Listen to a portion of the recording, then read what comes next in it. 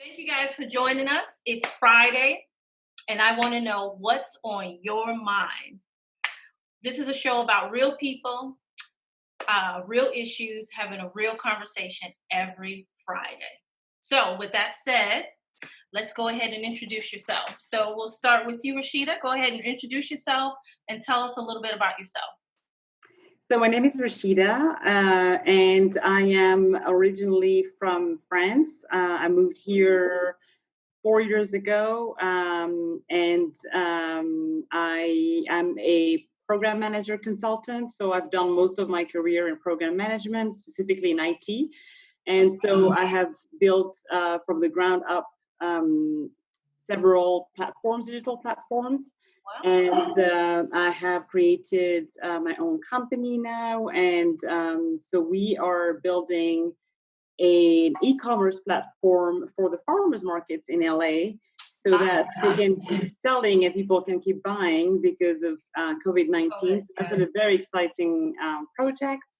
And yeah, I'm just very happy to be here and to be able to speak and just, kind of connect with people. Awesome. Well, welcome. Thank you. Thank Awesome. you. Sounds good. My name is Austin Beller, and I am originally from Manhattan Beach.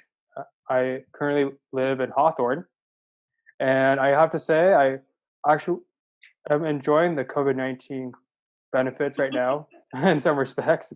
I'm looking definitely only at the positives of it right now, just in the fact that it's, for one, allowing me to work from home, something that I haven't done ever yet. And also not only that, but really strengthen my work. Currently, I work for CBS, and I love working for them tremendously. And I feel that right now, with the fact that I'm working from home, I am getting some really good coaching and feedback from them, and I'm able to just process it even better than maybe I would at first in the actual office. Not to say that if I were to return there and actually work, that I would not be able to process the feedback as well, but it just, I feel here when I'm getting the opportunity to talk to them in Zoom meetings when we're actually outside of our work environment, I just feel like they are way more themselves, and that we are way more ourselves, and that we're also in some respects bonding and getting to know each other more and growing our connections and in a healthier way too. And I really like that aspect about this whole stretch. Awesome. Well, For sure. cool. Well, thank you, Austin. Thank you, Sheeta. All right, we get right into our topic of discussion. Start off. So, we all know that the election is right around the corner, right? So, our first question is, what do you think it will take to move the needle for America to elect a woman president? Anyone can jump in. I think so much has happened this year that I completely forgot about that. Really? It's just, I feel like we've come to a point where it's almost like you want to, it's survival mode. And I didn't think beyond that. Whereas I think 4 years ago or even before, it was definitely something I had on my mind. I think it's funny because I was watching AOC this morning. She made a little speech yesterday based on the issues she had with Yes. And I was thinking to myself, she definitely has everything to become a president. And I think that the one thing that's going to get her elected someday is the fact that she does come across as being for the people. And I think there is so much of a discrepancy and a gap that just keeps growing between the candidates and the people, that ultimately, the system is going to flip and someone like her is going to get elected. Someone that for some people, some people probably consider her, a little too extreme, but that's exactly what this current situation is leading to, in my opinion. Yeah. Austin, what do you think about that? Honestly, I think that a woman could lead our nation at this very moment, honestly. I think that if I had a female president, I would trust her. I would support our nation if she were leading our country, that is. And I think that at the very moment, we would just be getting even better and getting less afraid too, and getting much smarter and more confident about our nation, about our country, and about our world too, in many respects. What do you think, if you could just expand upon just a little bit, what do you think one of the qualities a woman would need to have in order to be president? I definitely would say confidence in themselves, confidence in the fact that in the abilities and skills to keep going and to persevere through the harsh parts of getting the presidency, and then not, of course, allowing anything to let her down or put her in harm's way, or put her true mission and values as president down, and ensuring that they are only really good and positive too for our nation and for our country. Yeah, Rashida, can you add to that? What would you think one of the qualities a woman would need to have? I agree that confidence is definitely one of them, and especially coming across as being confident, definitely, because we're still not there yet. Yeah. Um, Unfortunately, right? I think, unfortunately, we're not quite there yet. I think integrity, which, in politics sometimes can, there's a bit of it's not always easy, but I think that it's a bit like having the first Black president. There are just things that you can't make any mistakes. So I think that's definitely, we would need someone that would be, that would just fit, I think, in that specific time, and that would have nothing, that would be, someone that has integrity, I think. Yeah, definitely. Integrity and have guts. Yes, definitely. Guts and the willpower to be for the people. Yeah. Yeah. Out of the current world superpowers, China, North Korea, Russia, could one take rule of America? Which one and why? I think that you'd have to specify what you mean by ruling, because I think it can be economic, and in that case, I could see China doing that, and I think that's what's going to happen probably in a few years from now. I mean, right now, I think that America is kind of in recession, so that's definitely leaving room for countries like China economically to take over.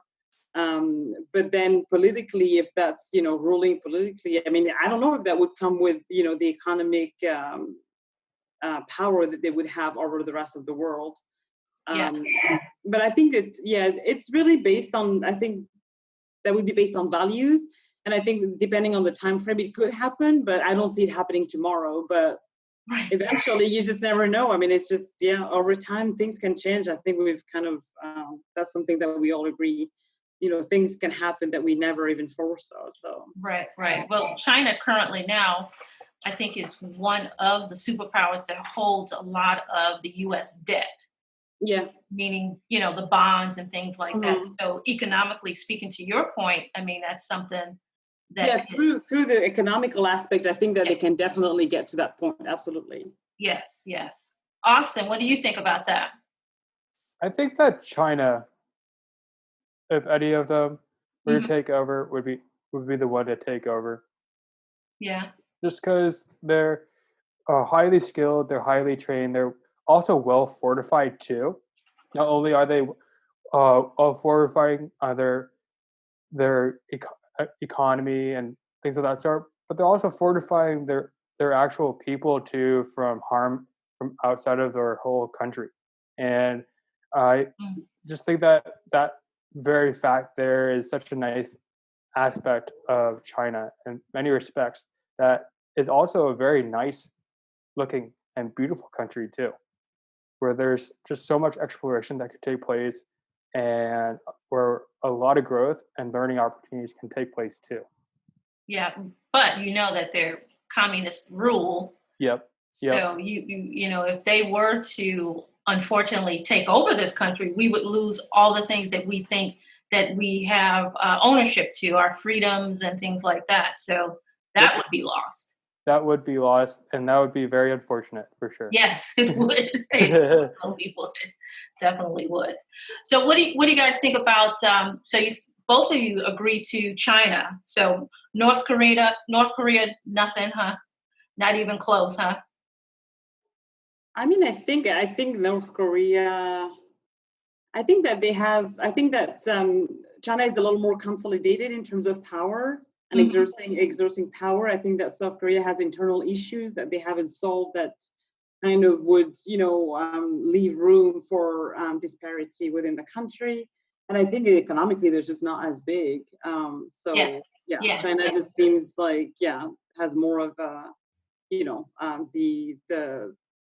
the power and the potential to take over. Yeah. Austin, what do you think about Russia? Do you think Russia even have a chance? I mean, they're meddling in everything across the world, basically. Yeah, they really, really are.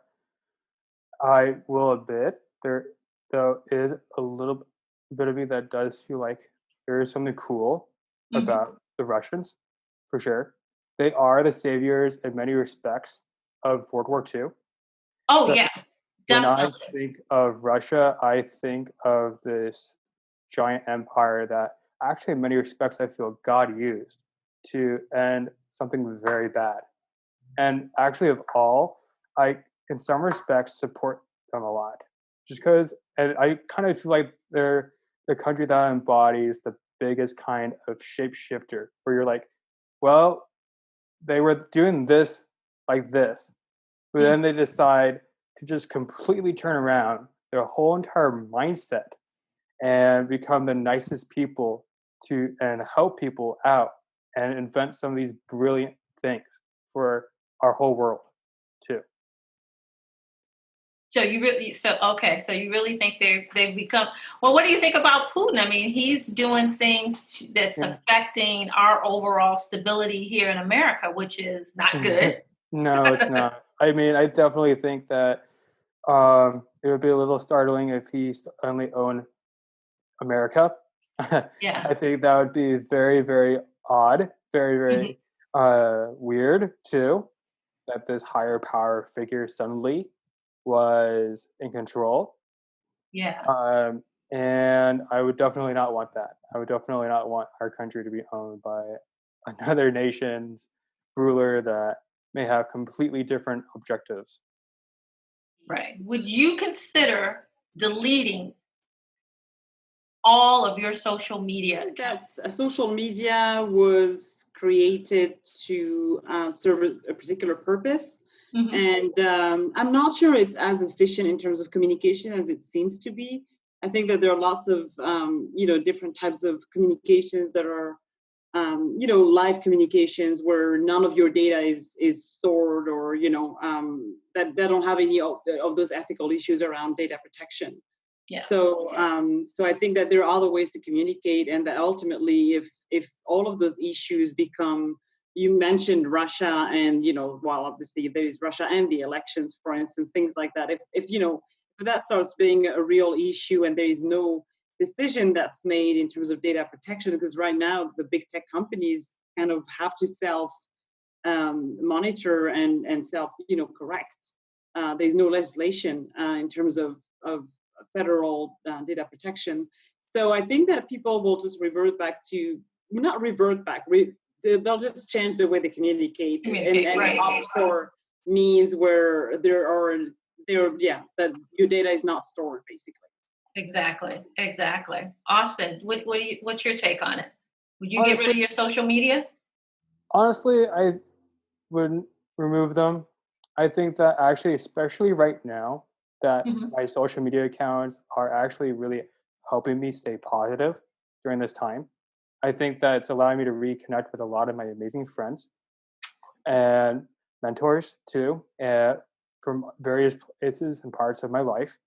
And it's allowing me just see where their stories are and their Hmm. journeys are.